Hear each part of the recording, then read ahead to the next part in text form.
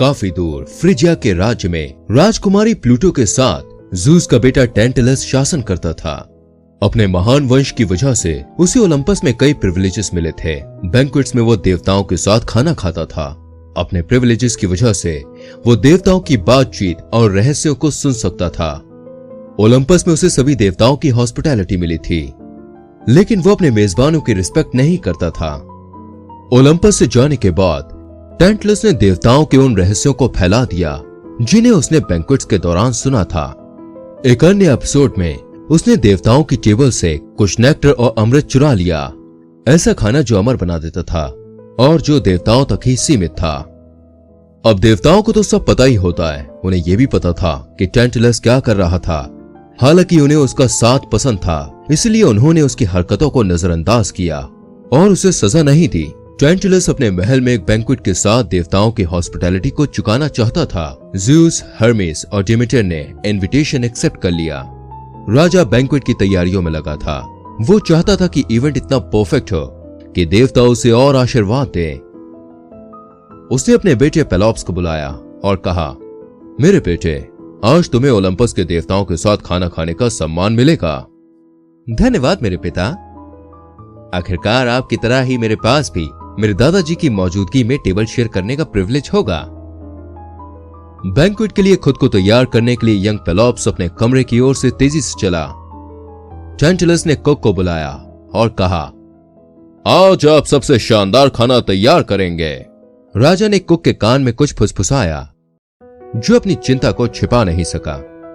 देवता महल में पहुंचे, जहां पूरी इज्जत के साथ उनका स्वागत किया गया। बैंक्वेट परोसा जाने लगा और मेहमान अलग अलग विषयों पर बात करने लगे। तब ज़्यूस ने सवाल उठाया, मेरा पोता कहां है? तुमने कहा कि वो हमारे बीच रहेगा। चिंता मत करिए मेरे पिता, जल्द ही वो आपके साथ टेबल पर होगा। अब मेन कोर्स का समय हुआ। कुक एक बढ़िया स्ट्यू लाया जिससे बहुत अच्छी खुशबू आ रही थी। गॉडेस डिमेटर, जो अपनी बेटी परसेफनी के हेड्स के किंगडम में जाने की वजह से गहरे दुख में थी, उन्होंने अपने मूड को थोड़ा सुधारने के लिए स्ट्यू को खाया। टैंटलस ने ज़ूस और हर्मेस को स्ट्यू सर्व किया। दोनों देवताओं ने शक की नजर से एक दूसरे को देखा। क्या देवताओं को मेरी ऑफरिंग पसंद नहीं आई?